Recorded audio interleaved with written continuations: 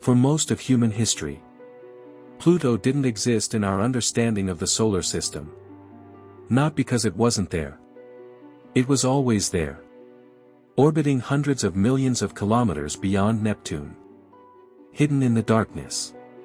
Cold. Distant. And almost impossible to see. Then, in 1930, astronomers discovered it. For the first time, humanity had found a new world at the edge of the solar system. It was tiny. It was incredibly distant. And it immediately became one of the most mysterious objects ever discovered. For decades, Pluto was simply known as the ninth planet. Children memorized its name. Textbooks placed it alongside Mercury, Venus, Earth, Mars, Jupiter, Saturn, Uranus, and Neptune. But then, everything changed. In 2006, Pluto was officially reclassified as a dwarf planet. Suddenly, the world that had been considered a planet for 76 years was no longer one. And that decision created a debate that still hasn't completely disappeared. But the planet debate may actually be the least interesting thing about Pluto. Because when NASA's New Horizons spacecraft finally reached Pluto in 2015, scientists expected to see a frozen, dead, ancient world. Instead, they discovered something extraordinary. Mountains, glaciers, atmospheric haze, possible cryovolcanic structures, a strange heart-shaped region, and evidence that Pluto may have once contained, or may still contain, an underground ocean. The farther we look at Pluto, the stranger it becomes. So, what is actually happening on this tiny world? And why did a place scientists once expected to be nothing more than an icy rock turn out to be one of the most fascinating worlds in the solar system? To understand Pluto, we first need to understand where it is. Pluto orbits in a region called the Kuiper Belt, beyond Neptune. The solar system doesn't simply end. Instead, there is a vast region filled with icy bodies left over from the formation of the solar system. Some are relatively small. Others are hundreds of kilometers across.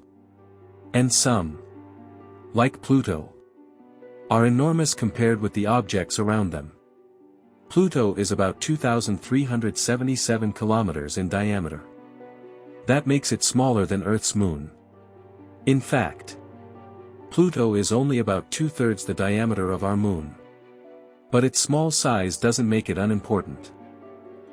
Quite the opposite. Pluto is one of the largest known objects in the Kuiper Belt. And its existence tells us something about how the outer solar system formed. But getting there is extremely difficult. Pluto is incredibly far away. At its average distance, it is roughly 5.9 billion kilometers from the Sun. Sunlight takes hours to reach it.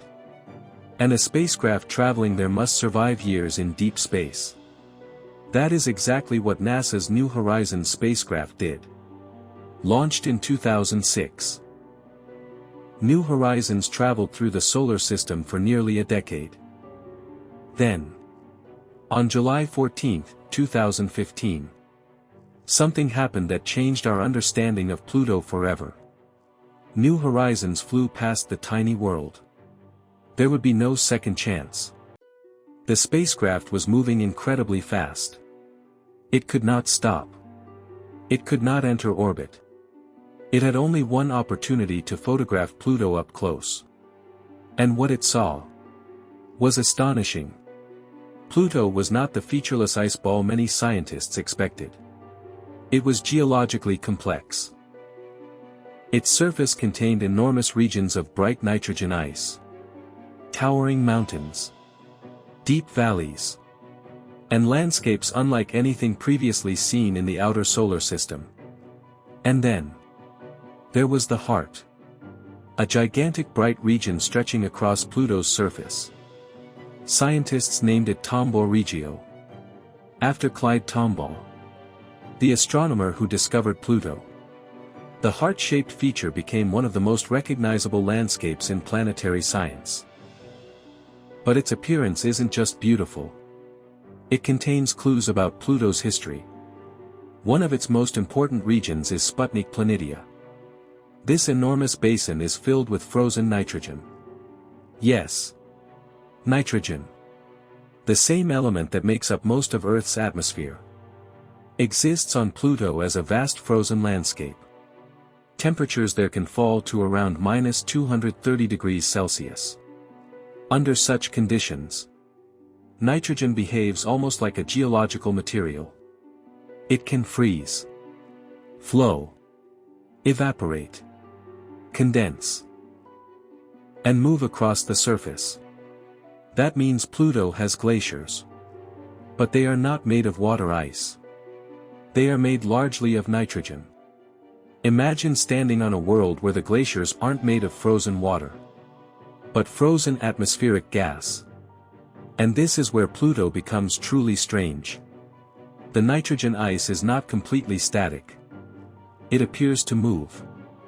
As sunlight slowly warms parts of Pluto, nitrogen can transition between solid and gas. It migrates through Pluto's atmosphere, from one region to another. The process creates a slow planetary cycle. Pluto has, in its own bizarre way, weather. Not Earth-like weather. There are no rainstorms, no thunderstorms, no hurricanes. But gases freeze onto the surface, then return to the atmosphere. The atmosphere changes with Pluto's orbit, and the surface itself evolves. On a world nearly 6 billion kilometers from the Sun, the environment is still changing. Then, there are Pluto's mountains. New Horizons discovered mountains rising several kilometers above the surrounding terrain. But these mountains are not made primarily of ordinary rock. They are largely composed of water ice. And that creates an interesting problem.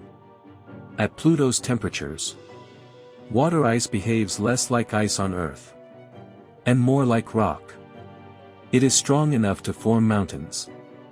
So on Pluto, water is part of the geology. Water ice forms the bedrock. Nitrogen becomes glaciers. Methane becomes surface frost. And carbon monoxide also participates in the planet's surface chemistry. It is a world where familiar substances behave in unfamiliar ways. But perhaps the most mysterious discovery lies beneath the surface. Pluto may have an ocean. Not on the surface. Underneath it. Deep beneath the frozen crust.